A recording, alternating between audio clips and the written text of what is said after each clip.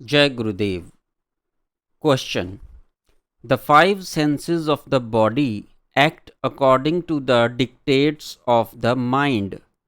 The mind, in its place, is said to be instrumental in taking a man either to heaven or hell.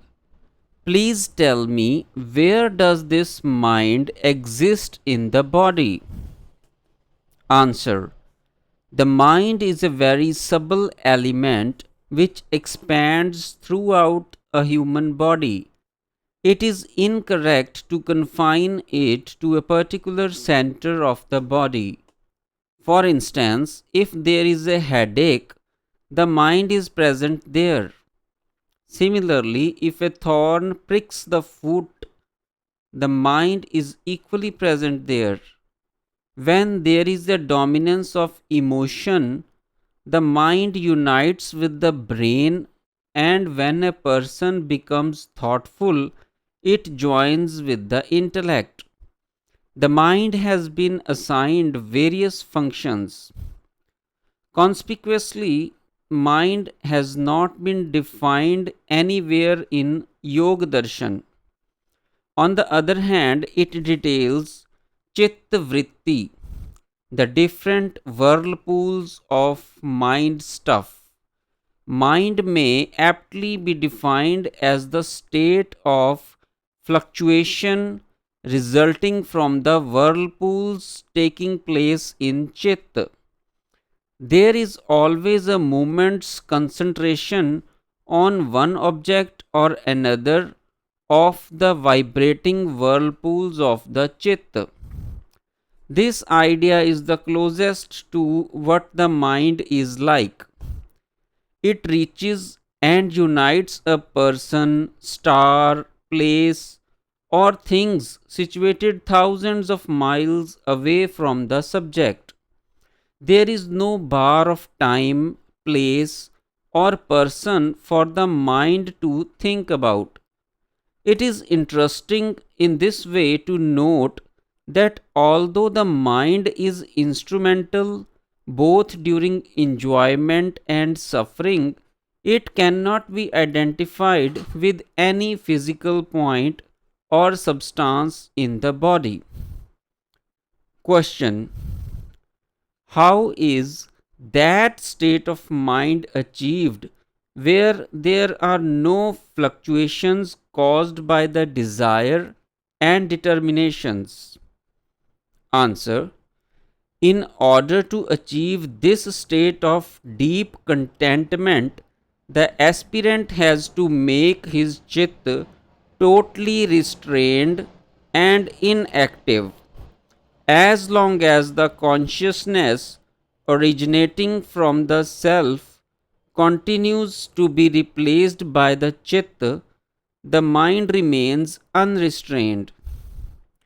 All that is seen, heard, or perceived is the result of joining of the self through the instrument of the mind with the senses.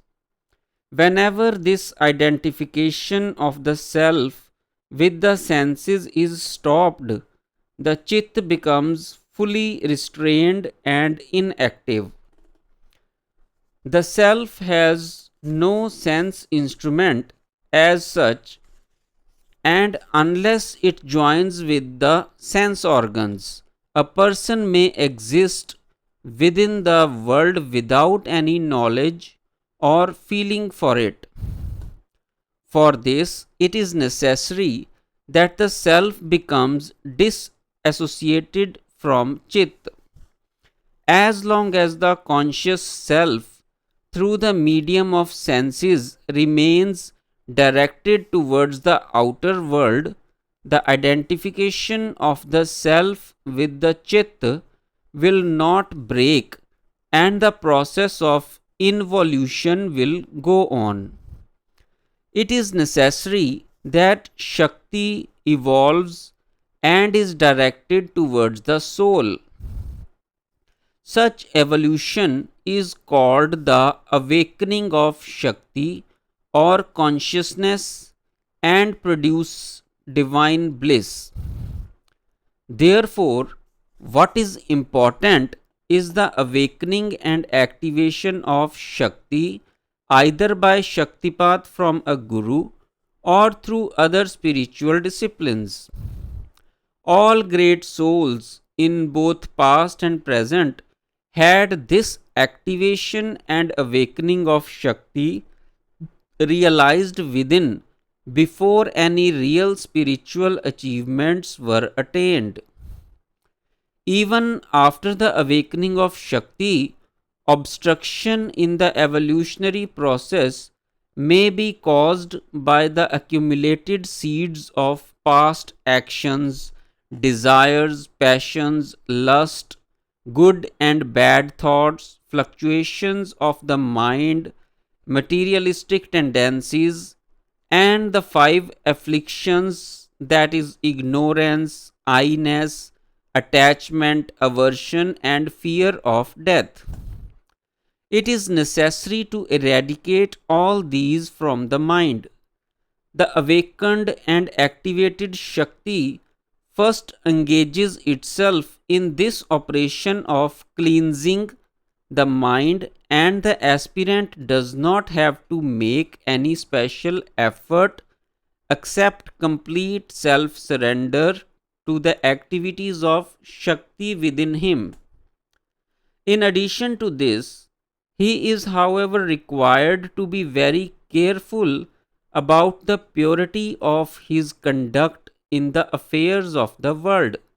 This purity of conduct is essential for stopping further accumulation of the fruits and seeds of the present actions of the aspirant.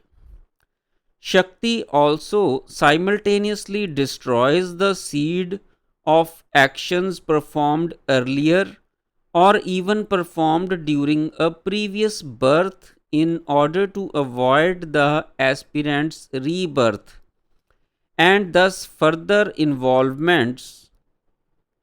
After the completion of this task, Shakti merges in its cause, the soul, and the aspirant attains the state of superconsciousness, that is samadhi.